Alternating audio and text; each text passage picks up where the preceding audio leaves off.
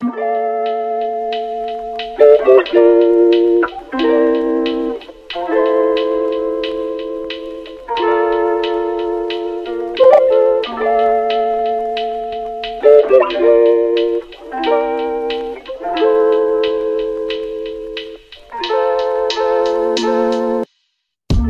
warahmatullahi wabarakatuh. Selamat pagi teman-teman semua. Sebelumnya saya mohon maaf telah mengganggu waktu istirahat teman-teman sekalian. Jadi langsung saja, saya Aulia Ranisa Fitri sebagai moderator pada hari ini untuk kelompok 9. Kelompok kami akan membahas mengenai chapter 9 tentang buku Wither South Asia, di mana kami akan lebih tepatnya berfokus pada bab 9 seperti saya sebutkan. Kelompok kami sendiri terdiri dari saya sendiri Aulia Ranisa Fitri, lalu ada Reza Nur Fauzi dan ada Nur Hairunisa. Next slide.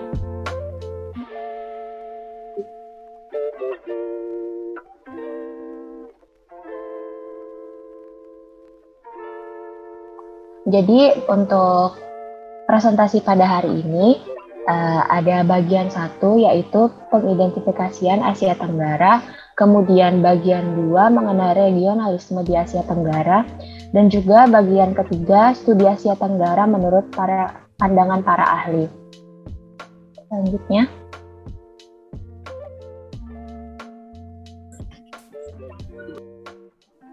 Selanjutnya langsung saja tentang yang pertama akan dijelaskan oleh Reza Nur Fauzi. Adakah suaraku?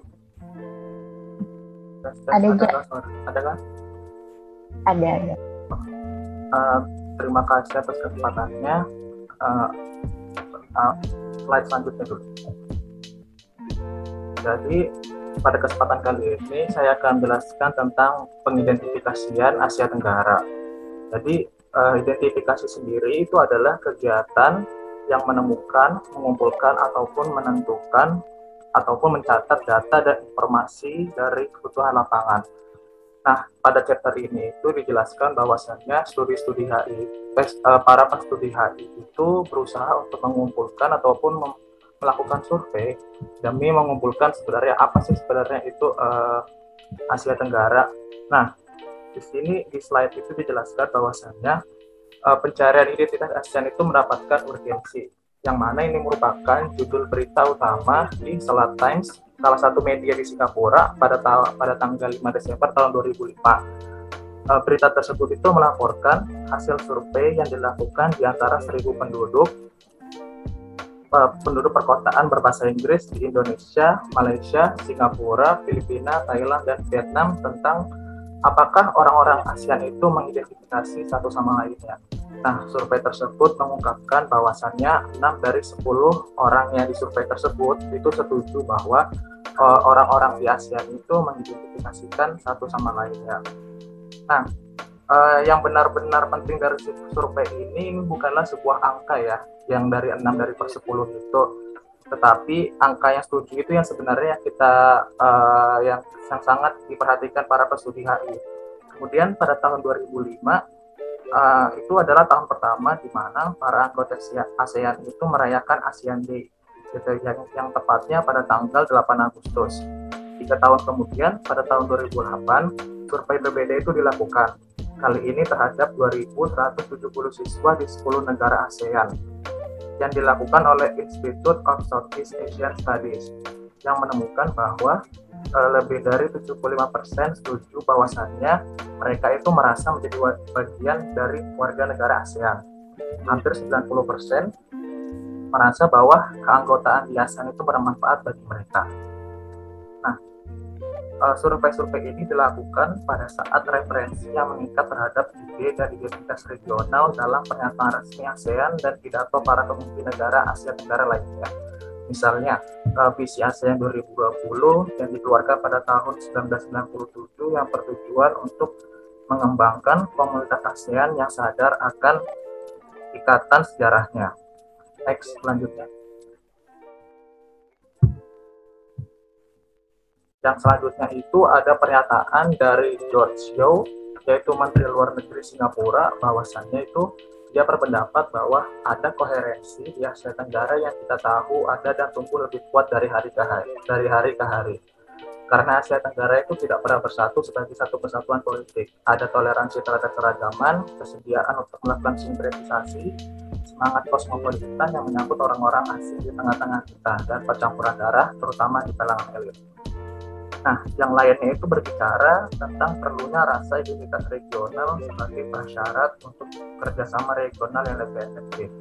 Dengan demikian, identitas ASEAN akan memberikan rasa memiliki di antara negara-negara anggota dan diharapkan mereka itu untuk mengkoordinasi kebijakan mereka terkait dengan kekuatan eksternal. Nah, dari latar belakang ini,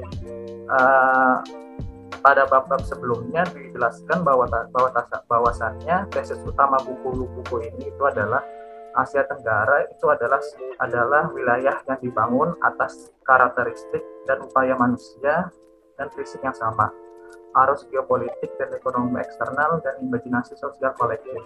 Tetapi klaimnya sebuah suatu wilayah harus dilihat berdasarkan konstruksi identitas regional seperti pada jumlah total atribut fisik bersama dan interaksi fungsional diantaranya dengan fakta geografinya, sejarah, budaya maupun politiknya. Next.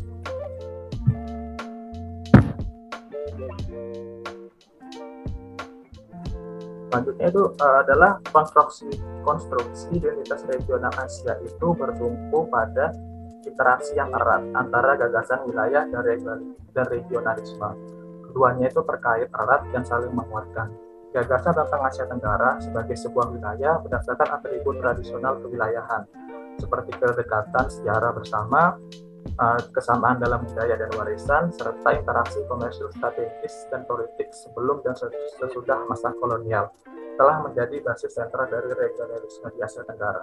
Dari pernyataan ini bisa kita lihat bahwasannya latar belakang sejarah baru ada kedekatan antara satu sama lain dari negara-negara di Asia Tenggara ini membentuk suatu regionalisme di wilayah Asia Tenggara. Nah, pada saat yang sama, kerjasama regional termasuk pengembangan norma dan institusi itu sangat penting bagi pengembangan identitas regional di Asia Tenggara.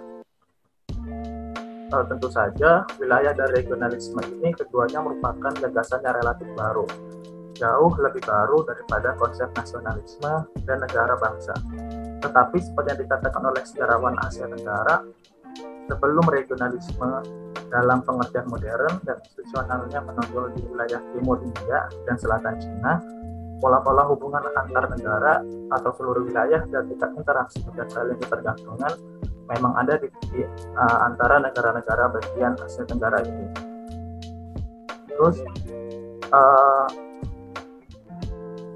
meski begitu, studi tentang sistem negara prakolonial itu harus menempati tempat yang penting dalam klaim Asia Tenggara sebagai suatu wilayah, karena unit-unit penyusunnya itu memiliki karakteristik penting serta tingkat interaksi dan saling ketergantungan yang berfungsi untuk mengurangi bahkan menghilangi keragaman di Asia Tenggara sendiri. Nah, apalagi pola wilayah prakolonial itu memang memberikan kerangka untuk mengkaji dampak politik kolonialisme dalam memecah belah wilayah. Hal ini juga memperkuat bahwasannya kaum nasionalis dan regionalis akhir-akhir ini bahwa klaim Asia Tenggara sebagai sebuah kawasan bukan hanya isapan jempol dari imajinasi Barat atau produk sampingan geopolitik Barat yang menyebutkan bahwasannya ya semuanya ini karena ada pengaruh dari orang-orang Barat atau studi Barat. Next.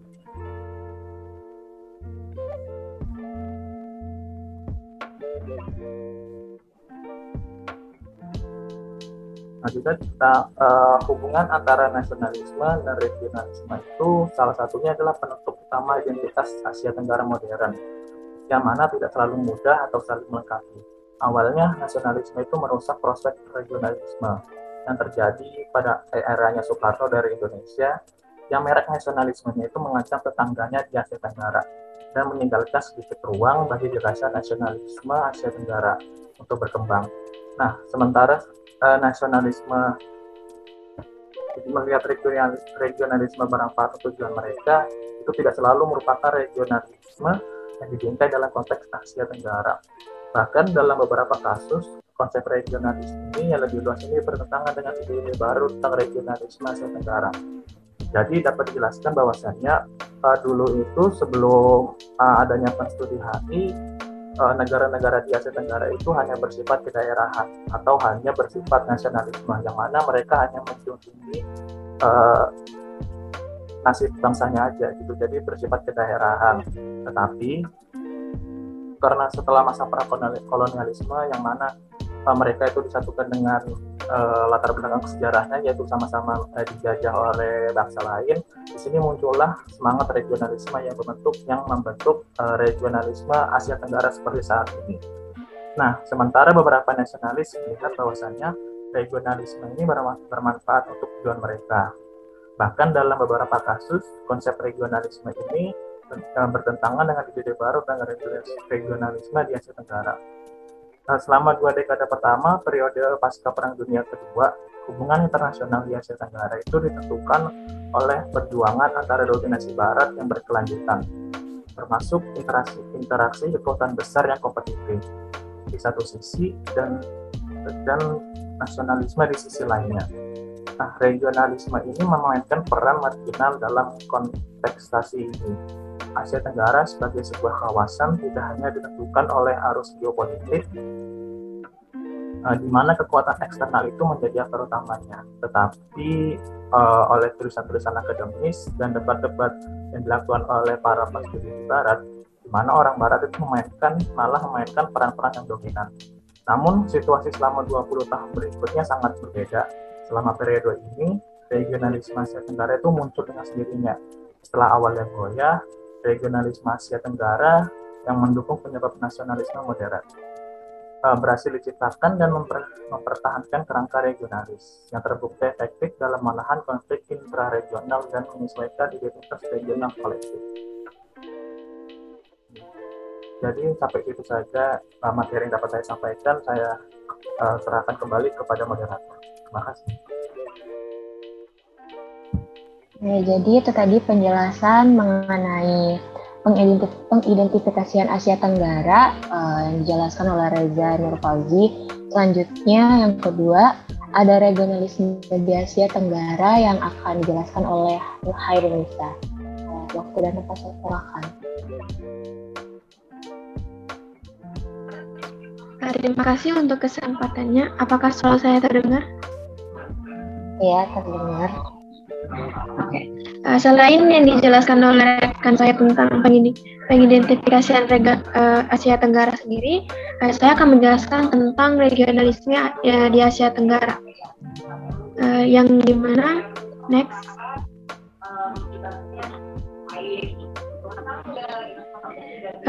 Yang pertama yaitu para pemimpin nasional moderat Asia Tenggara itu melihat bahwa regionalisme itu sebagai sebuah cara untuk menjaga keamanan suatu negara.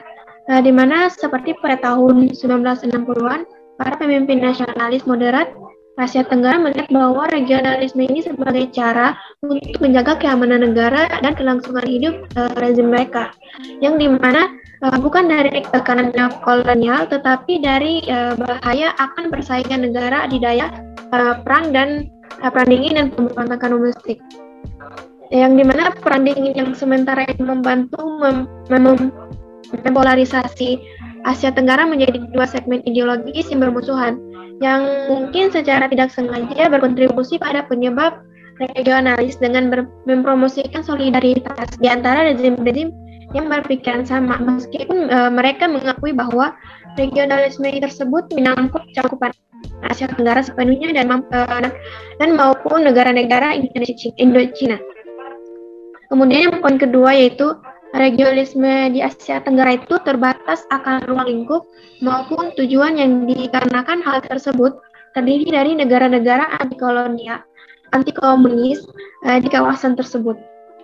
Yang dimana pada awalnya regionalisme di Asia Tenggara itu terbatas akan ruang lingkup dan tujuannya itu karena hal ini itu terdiri dari negara-negara anti komunis di kawasan tersebut, yang dimana tuh seolah-olah diarahkan untuk memenuhi tujuan ekonomi dan politik yang tidak jelas.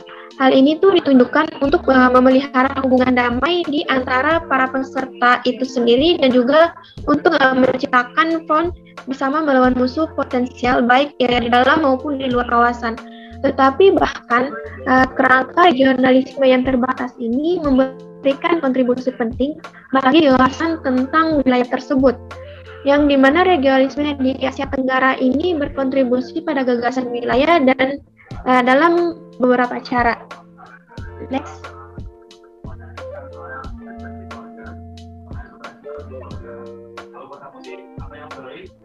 Seperti halnya itu, adanya dua cara yang berbeda tentang regionalisme Asia Tenggara yang berkontribusi pada suatu gagasan akan wilayah.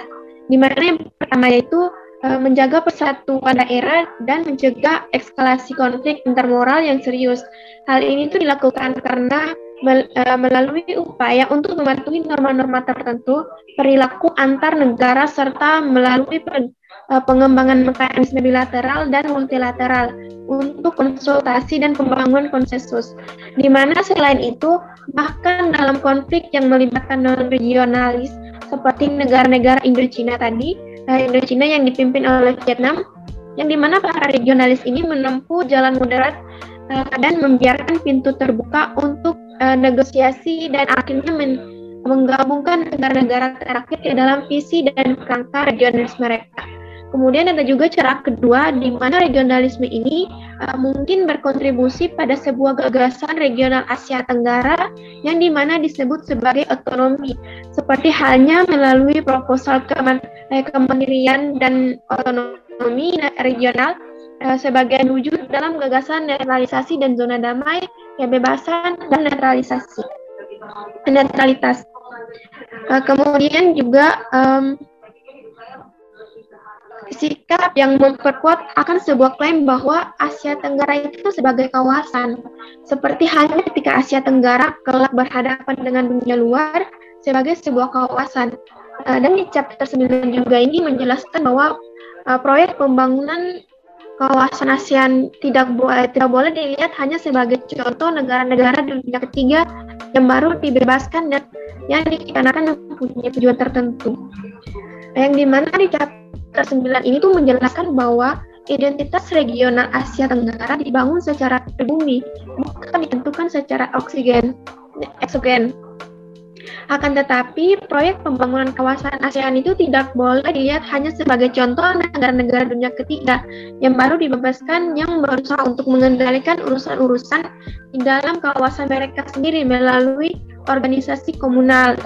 Yang dimana hal ini tuh bertujuan agar nasionalisme independen tidak mampu, yakni mereklamasi identitas daerah yang fondasi sejarahnya itu tidak sangat yang sejarahnya itu telah sangat terganggu oleh kolonialisme. Kemudian tuh regionalisme ini memiliki berbagai macam dampak yang identitas regional Asia yang memiliki dampak pada identitas regional Asia Tenggara. Yang pastinya itu regionalisme ini memiliki banyak dampak pada identitas regional Asia Tenggara. Di satu sisi itu ASEAN tidak mencerminkan polarisasi Asia Tenggara, di mana ada sebuah wacana tentang regionalisme dan persaingan visi regionalisme sebelum dan sesudah pembentukan ASEAN, di mana mayoritas sifat problemnya tuh problem Asia Tenggaranya itu sebagai sebuah kawasan. Namun terlepas dari dampaknya yang beragam itu, regionalisme ini memainkan peran sentral dalam membuat Asia Tenggara itu menjadi wilayah yang lebih berbeda dalam persepsi eksternal. Tetapi di dalam chapter 9 ini belum menjelaskan secara jelas apa saja dampak identitas regional Asia Tenggara tersebut. Next.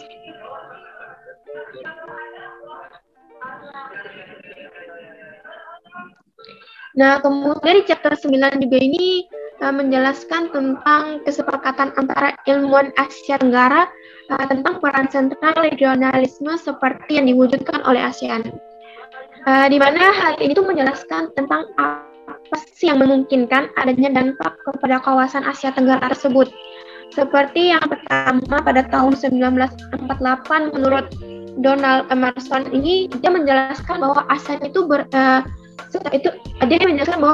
sebagai rezim internasional yang dimana hal tersebut mencerminkan kerangka teoritas yang dominan pada saat itu, atau bisa disebut sebagai institusionalisme neoliberal. Kemudian pada tahun 1985 Donald Waterberg juga mencatat bahwa di kawasan Asia Tenggara itu ada semangat ASEAN yang dimana ada rasa memiliki dan rasa pencapaian yang nyata. Seperti salah satu komponen utama semangat ASEAN yang mungkin bersifat mitos, tetapi sangat simbolis, yakni seperti upaya untuk mereplikasi dari ASEAN apa yang mereka anggap sebagai pola tradisional perilaku Asia. Kemudian ada juga menurut Leonard bahwa adanya hubungan penemuan kembali identitas regional, khususnya dalam proyek besar regionalisme di Asia Tenggara yang dimana berpartisipasi dalam kegiatan ASEAN dan menggunakan istilah ASEAN, bahwa negara-negara ini menegaskan kembali keberadaan Asia Tenggara, di mana Asia Tenggara itu lahir kembali melalui inti yang kokoh yang terdiri dari negara-negara ASEAN, yang melalui partisipasi di ASEAN, forum bisnis di ASEAN, usaha akademik kerjasama di antara universitas-universitas ASEAN, bahkan masyarakat Asia Tenggara yang telah menerima sebagai identifikasi mereka sebagai Asia Tenggara. Kemudian juga menurut Maxwell Lever bahwa dia itu akan mengklaim dengan sangat tegas bahwa ASEAN telah menjadi kendaraan yang dilembagakan untuk penghindaran dan pengelolaan konflik, yang dimana dalam sebuah esai yang diterbitkan pada tahun 1995 tersebut bahwa dia itu akan mengklaim dengan sangat tegas bahwa ASEAN telah menjadi kendaraan dan yang dilembagakan untuk penghindaran dan pengelolaan konflik yang intramural, yang dimana ASEAN sendiri telah mampu mencegah eskalasi perselisihan dan keluar dari kendali dengan menahan dan mengelola isu-isu kontroversial seperti pada saat ini mengenai gagasan ASEAN sebagai komunitas keamanan mulai dimunculkan, yang dimana semua ini merupakan dukungan kuat dari peran ASEAN dan dampak regionalisme dalam menjadikan Asia Tenggara sebagai sebuah kawasan. Hal ini tuh juga menunjukkan bahwa pengembangan konsep daerah itu harus dilihat sebagai proses sosial pembangunan identitas. Sementara itu, sistem antar negara prakolonial memiliki lingkup regional. Meskipun lemah dan tidak permanen, regionalisme pada tahun 1970-an dan 1980-an lah yang memberi Asia Tenggara itu sebagai identitas regional. Demikian pula sementara pengakuan Asia Tenggara itu sebagai wilayah politik selama Perang Dingin, yang dimana hal dari kasus geopolitik global dan persepsi dari pengaruh luar, yang dimana upaya para regionalis Asia Tenggara itu untuk mengelola konflik regional seperti konflik halnya di Kamboja, yang dimana mencari posisi kolektif yang berhadapan dengan kekuatan luar.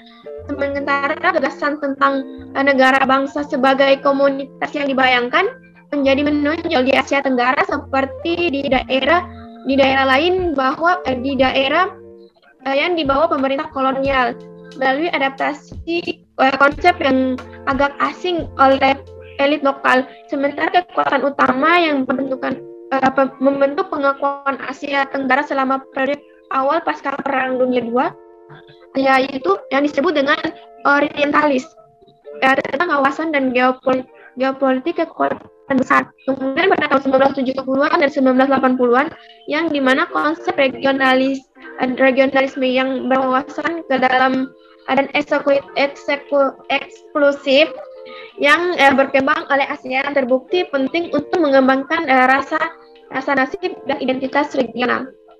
Next.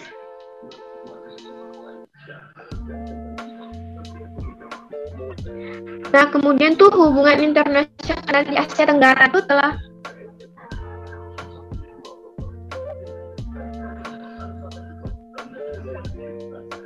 Kemudian hubungan internasional di Asia Tenggara itu telah berubah sebagai hasil perkembangan di dunia global, di mana seperti hubungan internasional di Asia Tenggara telah berubah berbagai hasil perkembangan di era global, ketika beberapa dari pelabuhan ini bersifat positif, yang dimana sumber konflik dan ketegangan baru telah muncul jika tidak dikelola dengan hati-hati. Hal ini tuh dapat secara serius merusak prospek persatuan regional dan gagasan tentang Asia Tenggara itu sendiri sebagai sebuah kawasan.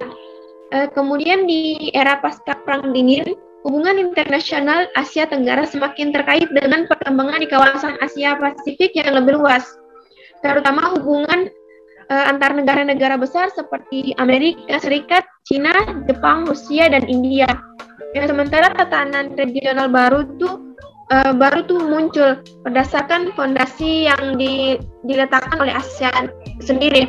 Tatanan seperti itu akan memiliki batasan yang jelas dalam memastikan keseimbangan kekuatan yang akan menjaga stabilitas, yang dimana problem-problem yang terkait dengan akan perang negara-negara besar seperti kehadiran militer Amerika Serikat di kawasan, potensi proyeksi kekuatan Cina, India, dan Jepang, kemudian akan memiliki pengaruh besar pada lingkungan keamanan negara-negara Asia Tenggara di abad ke-21.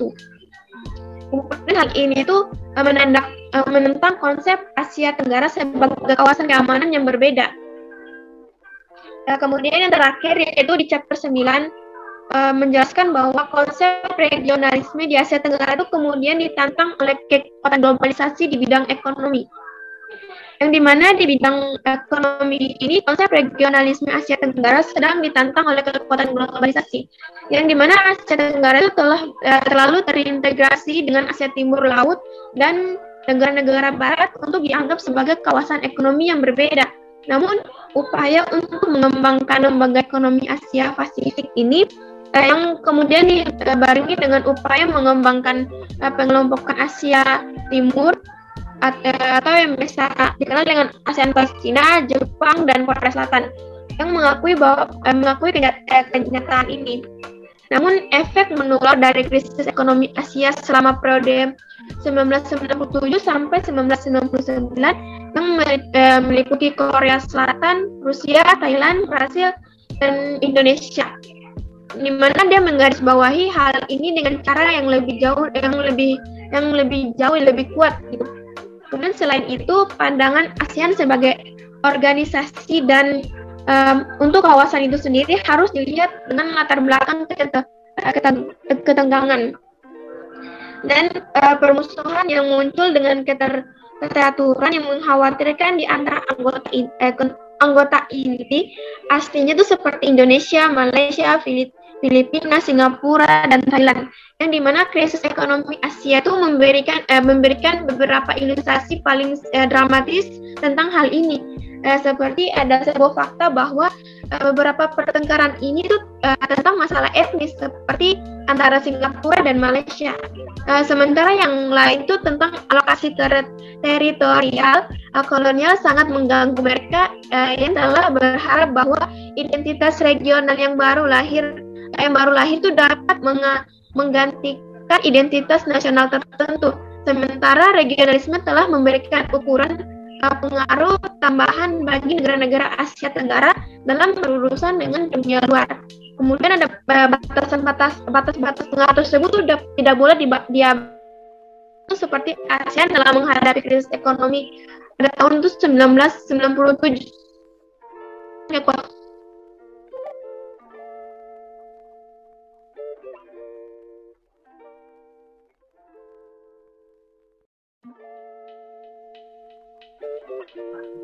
Demikian itu saja dari presentasi saya. Saya kembalikan kepada moderator. Ya, itu tadi penjelasan dari Hairunisa mengenai regionalisme di Asia Tenggara. Selanjutnya, saya sendiri yang akan menjelaskan bagian ketiga, ya, di next dulu, mengenai studi Asia Tenggara menurut pandangan para ahli. Jadi, studi wilayah atau biasa dikenal sebagai area studies atau regional studies berarti tentang studi potensi wilayah atau negara tertentu dari berbagai aspek.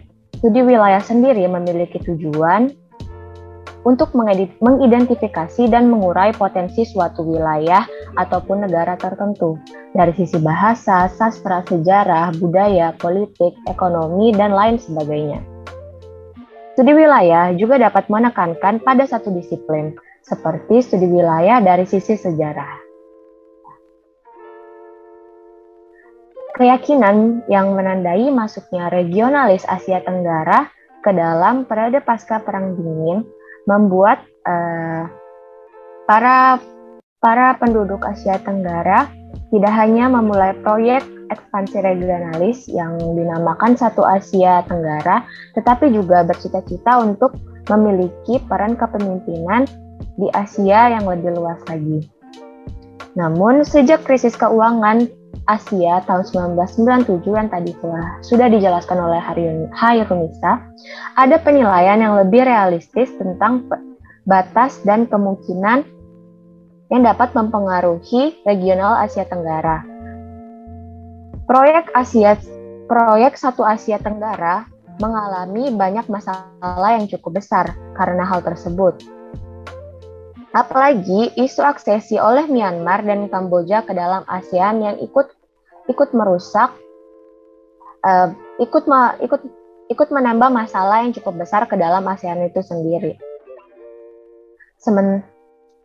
Sementara itu, homogenitas yang melemahkan pengambilan keputusan regionalisme juga menghadirkan proyek regionalis dengan beban ekonomi dan keamanan baru yang belum sepenuhnya diantisipasi. Namun, dari kesulitan-kesulitan yang sudah dijelaskan tadi, regionalisme memiliki gagasan Asia Tenggara sebagai kekuasaan. Weatherby berpendapat bahwa untuk mempelajari Asia Tenggara sebagai suatu kawasan perlu untuk mengidentifikasikan pola-pola transnasional atau institusional yang menyatukannya. Lalu jika seperti itu, maka sejak tahun 1967 ASEAN telah memberikan pola pemersatu bagi Asia Tenggara itu sendiri. Apa yang telah dimulai oleh Asia Tenggara telah memberikan bukti bahwa ASEAN dapat mengidentifikasikan pola-pola transnasional dan juga institusional yang menyatukan sesuai menurut pendapat Weatherby. Next slide.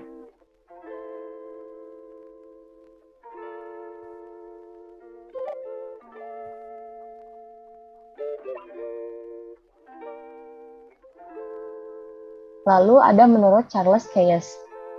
Charles Keyes sendiri menyatakan bahwa Asia Tenggara ada bukan sebagai tempat, dan juga studi Asia Tenggara ada bukan sebagai bidang studi yang khas. Maksudnya di sini adalah regionalisme Asia Tenggara tidak hanya mendorong kajian Asia Tenggara sebagai kawasan secara holistik, tetapi juga memperluas dan memperkaya kajian Asia Tenggara sebagai suatu bidang bagi orang-orang yang mempelajari dan meneliti mengenai studi Asia Tenggara itu sendiri. Next slide.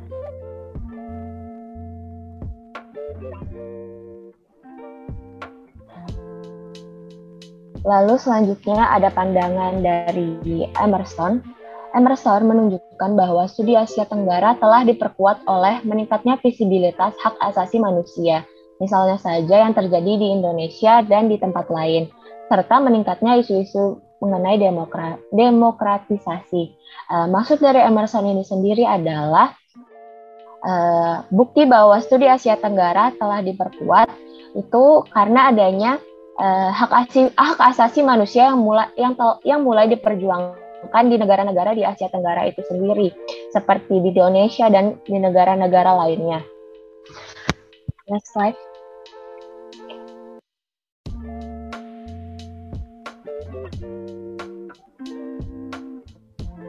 Tidak hanya itu, bukan hanya hak asasi manusia, tetapi juga berbagai masalah transnasional, termasuk krisis keuangan Asia tahun 1997, pandemi, Misalnya saja pandemi krisis SARS tahun 2003, terorisme, misalnya saja bom Bali dan Jakarta, migrasi, bencana alam, misalnya tsunami 2004 dan topan Nargis tahun 2008, dan adanya degradasi lingkungan, yaitu kabut asap dari Indonesia. Tempat dan peran Asia Tenggara di dunia di era globalisasi telah menjadi sorotan karena tantangan tersebut, serta menarik perhatian para penduduk global. Meskipun publisitas seputar peristiwa ini sebagian besar tidak menarik, namun tetap saja menarik perhatian para pembuat kebijakan dan juga sarjana mengenai isu-isu regional. Dan ini membantu memperkuat persepsi Asia Tenggara sebagai sebuah kawasan. Menurut Emerson juga, studi Asia Tenggara sendiri masih berada di dalam ketidakpastian dari skeptisme umum tentang studi wilayah di era globalisasi. Namun, bagi Donald Emerson, setidaknya untuk saat ini cukup banyak orang yang berbicara, mengajar, belajar, dan menulis seolah-olah Asia Tenggara memang ada bagi kita untuk memberi keyakinan dari keraguan para orang-orang yang tidak mempercayai Asia Tenggara. Next slide.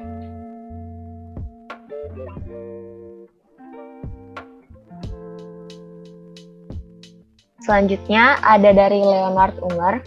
Pada tahun 1984, Leonard Unger mengatakan bahwa ASEAN adalah lembaga yang paling menarik dan menjanjikan, terlihat besar di kawasan Asia Tenggara, dan juga banyaknya pertanyaan mengenai seluruh Asia Tenggara yang perlu diteliti lebih lanjut. Selanjutnya.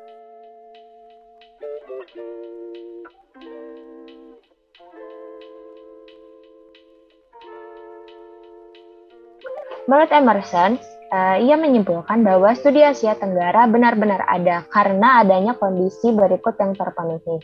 1.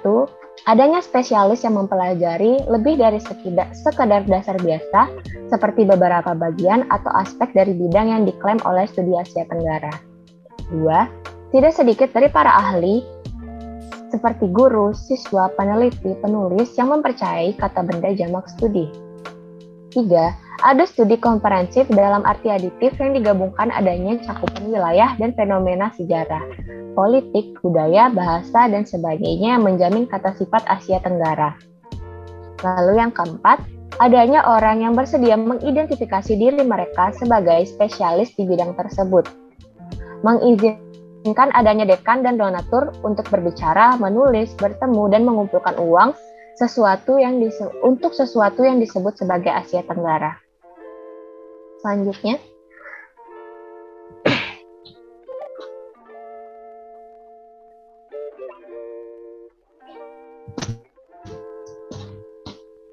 pada tahun 1995, Ruth McAfee mengatakan bahwa mengingat asal-usul lapangan komando di Asia Tenggara pada era Perang Dunia II, khawatir bahwa istilah di lapangan yang begitu dangkal dapat menekan ketidakamanan di lapangan, mengancam penyerapan ke dalam lingkup lapangan yang lebih mapan.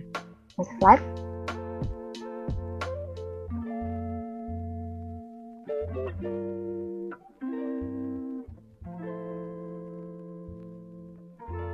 Bisa di next slide.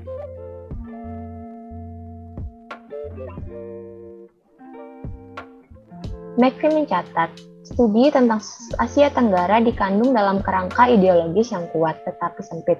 Kebanyakan berasal dari asing tetapi telah diinternalisasi dengan oleh elit penguasa pasca kolonial di Asia Tenggara itu sendiri. Meskipun demikian, kekuatan global dan regional dan kekuatan waktu akan terus mencari celah untuk melonggarkan cengkeramannya dari kekuatan oleh elit penguasa di Asia Tenggara. Menurut tulisan Ruth McAfee dalam buku yang berjudul Kaum Kapitalis Asia Tenggara, ia mengatakan bahwasannya daerah Asia Tenggara yang relatif tidak aman dan juga adanya pemahaman yang rendah dapat membuat pemahaman baru masuk dengan mudah ke dalam kawasan Asia Tenggara. Selanjutnya,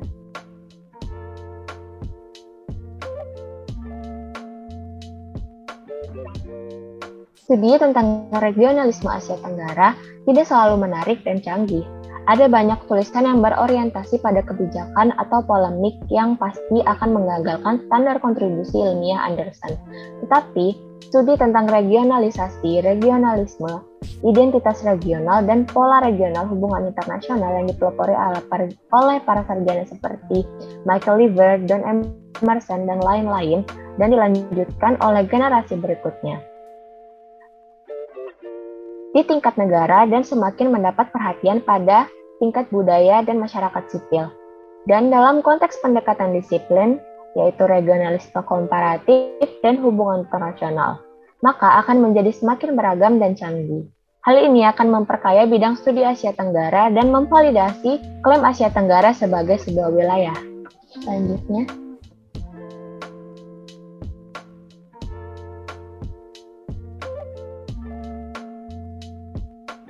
namun pada awal milenium baru, Asia Tenggara sebagai suatu kawasan dan studi Asia Tenggara sebagai bidang studi telah menyaksikan banyaknya munculnya tantangan-tantangan baru terhadap koherensi regionalnya, terutama salah satunya kebangkitan simultan Cina dan India di lingkungan terdekat. Transnasionalnya yang bahaya karena tidak hanya dilintasi oleh nasional tetapi juga oleh batas-batas regional dan ide-ide kerangka kerja regionalis baru seperti konsep komunitas Asia Timur. Dengan latar belakang ini, mungkin terlalu optimis untuk mengatakan bahwa konsep regional Asia Tenggara akan menjadi kenyataan permanen atau bertahan tanpa batas di masa depan. Beberapa kekuatan ekonomi dan strategis yang mempengaruhi Asia Tenggara, seperti globalisasi dan hubungan kekuatan besar, berada di luar kendali negara-negara Asia Tenggara. Next slide.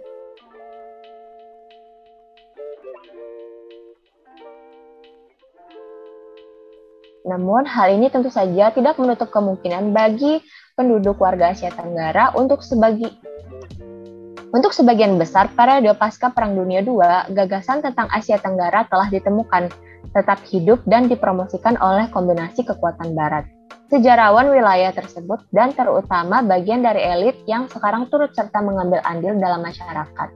Asia Tenggara yang pada awalnya hanya sebagai konsep regional telah berhasil menjadi komunitas yang seperti dibayangkan, dan mungkin akan terus seperti itu, bahkan terus berkembang di masa depan.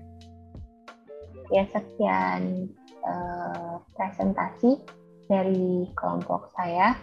Saya sebagai moderator mengucapkan mohon maaf jika ada kesalahan dan kekurangan dari kelompok kami, dan selanjutnya mungkin langsung saja kita pindah ke sesi tanya jawab. Bagi teman-teman yang ingin bertanya, boleh langsung raise hand.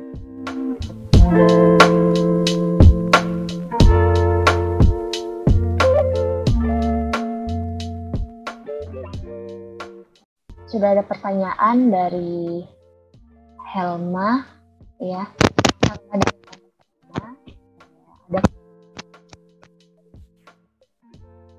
Namun saya akan membacakannya. Apa kemudian yang menjadi pembeda antara studi Asia Tenggara dengan yang lain?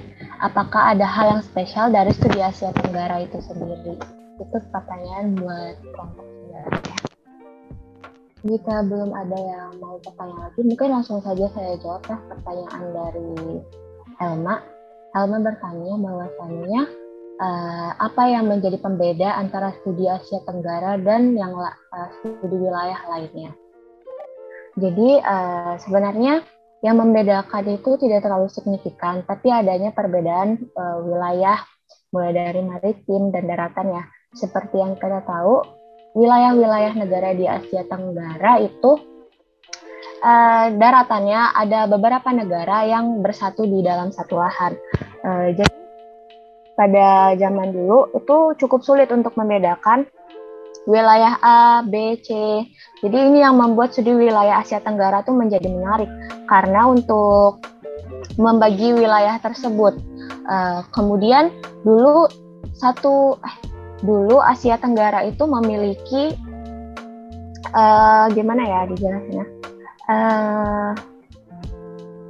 Mereka tuh homogenitasnya sama aja, nggak ada yang membedakan antara negara A, B, C, Dan seperti yang saya bilang tadi, tidak ada batas-batas wilayah karena banyaknya negara-negara yang ada di dalam satu wilayah. Itu dari saya, mungkin teman-teman bisa melanjutkan dulu. Ya baik, kalau dari saya yang menjadi pembeda antara studi Asia Tenggara dengan yang lainnya, dan ini bisa dibilang hampir sama ya, atau palingan kalau beda itu tidak terlalu banyak. Seperti misalnya Asia Tenggara itu kayak tadi Aulia bilang bahwasanya Asia Tenggara itu kan bersifat maritim, dan kebanyakan negara-negara di luar sana, sebagai contoh misalnya di Afrika itu kan kebanyakan untuk kondisi geografisnya itu bersifat kebanyakan itu berupa lahan ya, atau berupa daratan, sehingga bisa dibilang di kondisi Asia Tenggara yang bersifat maritim ini memberikan nilai lebih bagi para penstudi HI lainnya. Nah, kemudian alasan spesial lainnya penstudi HI ini mempelajari tentang Asia Tenggara itu bisa dibilang karena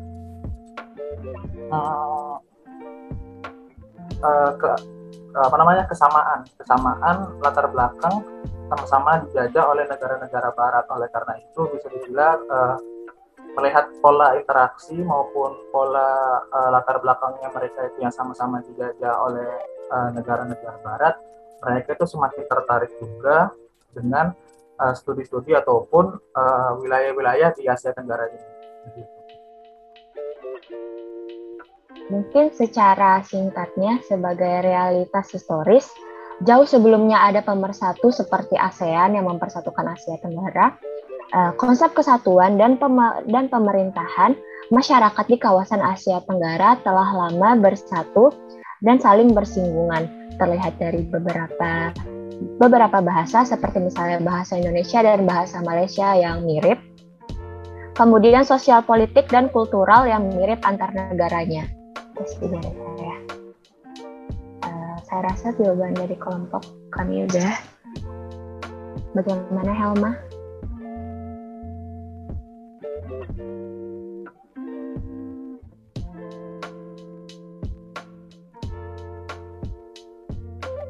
Terima kasih Helma. Selanjutnya, apa masih ada yang ingin bertanya? Untuk teman-teman dipersilahkan untuk bertanya dengan raise hand terlebih dahulu atau mengirimkan pertanyaan langsung ke dalam kolom chat.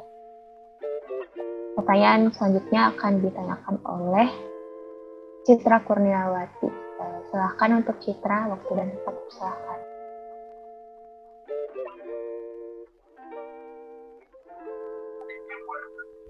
Oke, terima kasih atas kesempatannya. Saya Citra Kurniawati dari kelompok 7. Izin bertanya. Tadi kan ada dijelaskan ya mengenai pandangan Donald Emerson oleh Hairunisa. Dia mengatakan bahwa ASEAN sebagai rezim internasional ini kan mencerminkan kerangka teoritis dominan pada saat itu. Nah, ada juga dimentionkan mengenai institusional neoliberal. Nah, yang ingin saya tanyakan, apa sih institusional neoliberal ini dan bagaimana kaitannya mengenai regionalisme ASEAN yang dijelaskan oleh Donald Emerson tersebut? Terima kasih.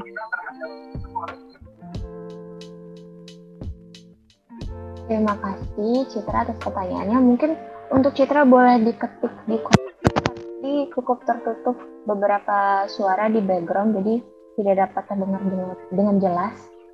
Oh iya, aku ketik dulu ya sebentar. Terima kasih Citra. Jadi sudah ada pertanyaan dari Citra. Mungkin akan saya bacakan ulang saja ya. Tadi dijelaskan mengenai pandangan Donald Emerson tentang ASEAN sebagai rezim internasional yang mencerminkan kerangka teoritis dominan pada saat itu. Dan ada dimension mengenai institusional neoliberal. Nah, yang ingin ditanyakan, apa sih institusional neoliberal itu dan bagaimana kaitannya dengan konsep regionalisme ASEAN yang dijelaskan oleh Donald Emerson tersebut? Jadi, pertanyaannya mungkin dijawab.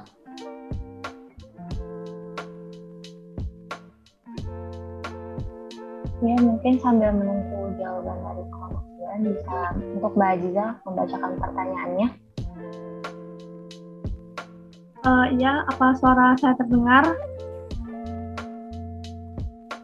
Iya, terdengar dengan jelas, Ajijah. Ya, jadi yang ingin saya tanyakan adalah, kan kalian menjelaskan tuh di akhir-akhir kalau ternyata konsep regional itu nggak bisa atau tidak, bukan apa ya, belum tentu menjadi sesuatu kenyataan yang permanen atau bertahan tanpa batas di masa depan. Karena berbagai tantangan-tantangan yang akan dihadapi di masa depan. Apakah yang ingin saya tanyakan, itu berarti apakah konsep dari regional Asia Tenggara tersebut di masa depan bisa saja terjadi pergeseran maknanya, atau mungkin terjadi perubahan konsepnya, atau mungkin terjadi perkembangan dari konsep regional Asia Tenggara itu supaya relevansi dengan keadaan yang dihadapi oleh Asia Tenggara saat itu. Ya, sekian dan terima kasih. Mungkin bisa saya ulangin dulu. Tadi pertanyaan berarti dengan adanya tantangan bagi Asia Tenggara, apakah konsep-konsep dari Asia Tenggara tersebut bisa mengalami pergeseran makna dan juga apa? Pergeseran makna atau perubahan konsepnya, atau mungkin perkembangannya itu disesuaikan sama kondisi Asia Tenggara saat itu atau saat ini, kayak gitu. Ya, makasih Ajijah atas pertanyaannya. Selanjutnya mungkin lanjutkan aja dulu untuk nih. Ya, saya izin bertanya kepada kelompok 9. Tadi kan sudah kalian jelaskan kalau salah satu tantangan untuk membentuk regionalisme di kawasan Asia Tenggara itu adanya globalisasi dan tantangan ekonomi. Salah satunya yang paling menghambat itu kan krisis ekonomi tahun 1998, kalau saya tidak salah tadi yang sudah dijelaskan oleh Hairunisa. Nah, pertanyaan saya, kira-kira menurut kalian kalau misalnya pada saat itu tuh krisis ekonomi itu tidak terjadi gitu loh pada kawasan Asia Tenggara, apakah kawasan ini tuh bisa lebih berkembang gitu daripada sekarang, saat ini yang kita lihat? Karena setahu saya saat terjadinya krisis ekonomi saat itu tuh benar-benar meluluh lantahkan kawasan Asia Tenggara yang pada akhirnya itu berdampak sampai sekarang. Itu pertanyaan saya, terima kasih. Terima kasih untuk Nita atas pertanyaannya. Mungkin saya rasa untuk sesi pertama ini sudah cukup karena sudah ada 4 pertanyaan dan ada 3 pertanyaan yang belum dijawab. Sebelumnya mohon diberi waktu untuk penjawab untuk memberikan jawabannya. Terima kasih.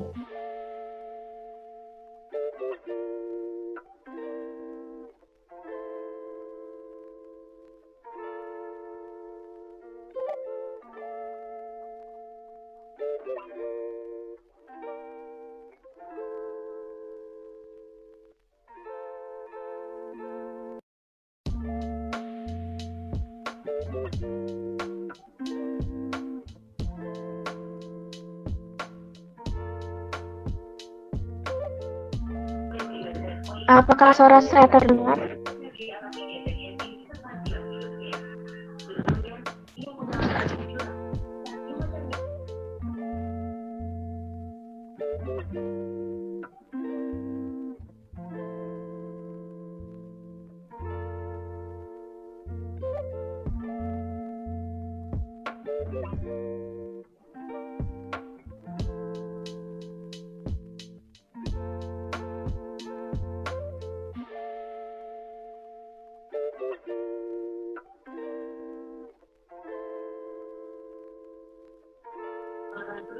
Aku mau jelasin pertanyaan tadi Kak Citra tentang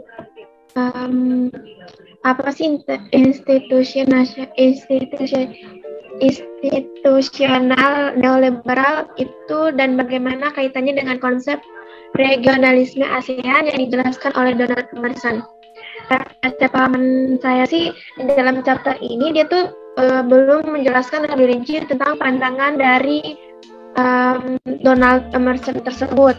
Tetapi menurut saya neoliberal institutionalisme ini mengetengahkan signifikan institusi internasional dalam hubungan antar negara yang berada di Asia Tenggara. Ketika terjadi beberapa konflik gitu, seperti neoliberal institusional ini percaya bahwa institusi internasional itu sangat berperan dalam mewujudkan kerjasama. Itu saja jawaban dari saya. Apakah Kak Citra menerima jawabannya atau ada tanggapan?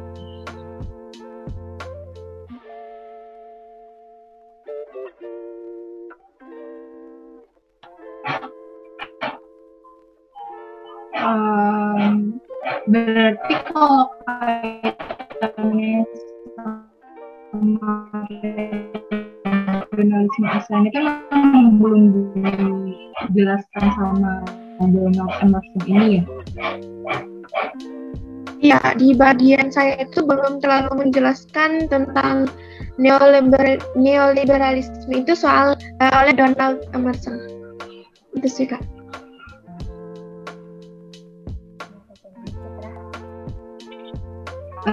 Baik, terima kasih. Jawabannya berarti mewakili apa itu?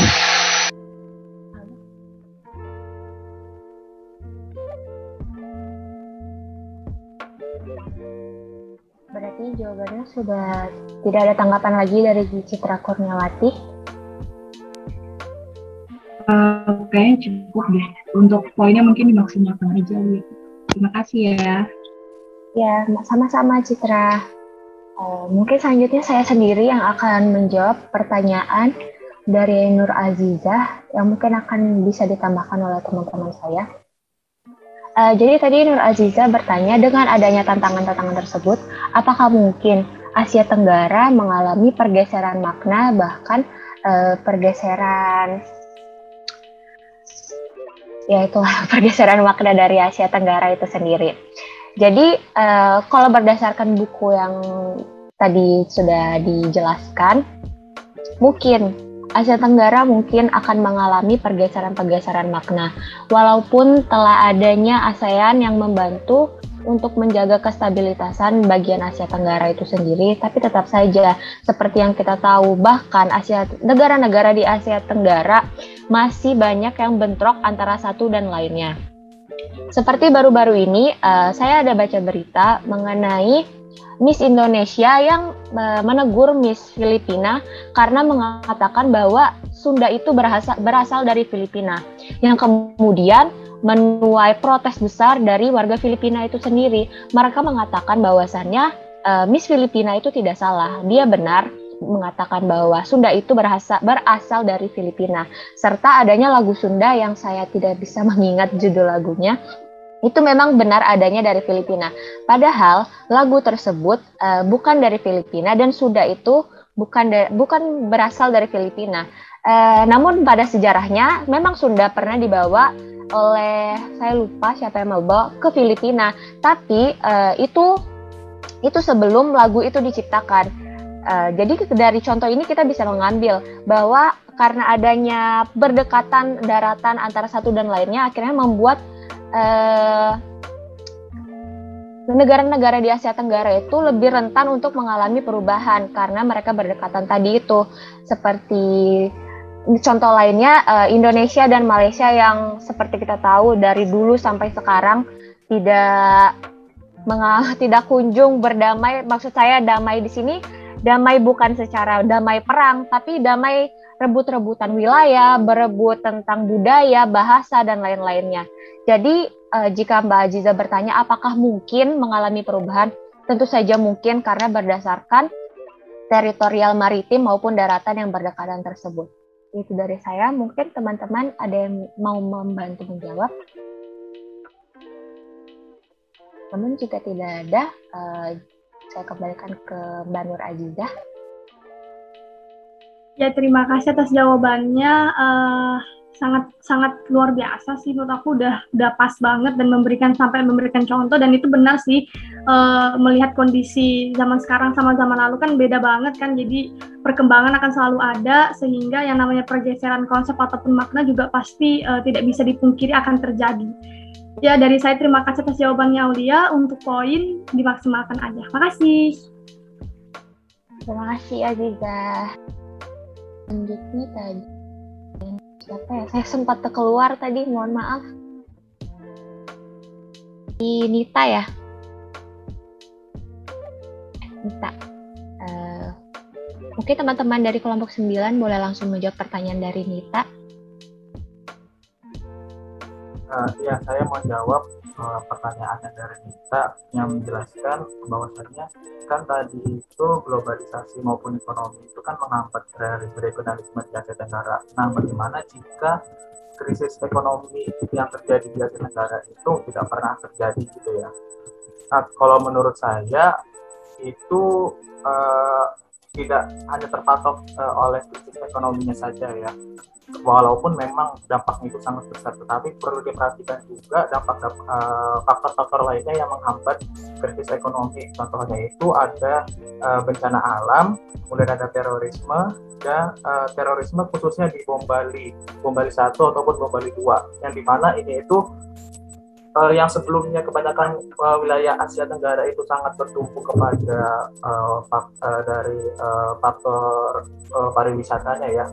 Kemudian setelah ada peristiwa Bom Bali 1, Bom Bali 2 itu wilayah Asia Tenggara itu menjadi zona merah bagi para turis ya, khususnya di Bali pada saat itu di Indonesia, yang mana juga sebenarnya juga berujung-ujung kepada defisit anggaran negara ataupun krisis ekonomi juga, yang dimana itu bisa menjadi salah satu penghambat terciptanya konsep regionalisme yang ada di Asia Tenggara ini. Mungkin dari kelompok saya ada yang mau menambahkan. Terima kasih. Izin menambahkan. Sesuai dengan yang telah dijelaskan, bukan saja krisis ekonomi, tetapi ada krisis yang lain itu. Menurut saya sih tetap ada krisis ekonomi, di mana tuh kan pada masa itu kan perang dingin, terus negara-negara lain itu ingin mengambil sumber daya, contohnya seperti pada saat perang dingin di Indonesia itu sendiri gitu. Maka akan tetap negara tersebut tuh akan mengambil perekonomian, sehingga pada saat itu pasti akan terjadi krisis ekonomi saja gitu. Itu aja sih yang perlu ditambahkan. Ya, itu tadi jawaban untuk pertanyaan Nita Ayu. Bagaimana Nita Ayu? Saya kembalikan kepada Nita Ayu. Baik, berarti ternyata dengan banyaknya krisis yang terjadi di kawasan Asia Tenggara, ada krisis ekonomi, terus ada kasus terorisme yang sudah dijelaskan Reza tadi, yaitu Bom Bali, ternyata saling berkaitan gitu ya dalam mempengaruhi kondisi atau bagaimana perkembangan regionalisme di kawasan Asia Tenggara. Mungkin jawabannya sudah menjawab pertanyaan saya, untuk poinnya bisa dimaksimalkan. Terima kasih banyak. Terima kasih kembali. Selanjutnya saya mau bertanya kepada penanya pertama tadi, kepada Helma, mengenai poin atas jawaban dari kelompok 9. Bagaimana, Helma?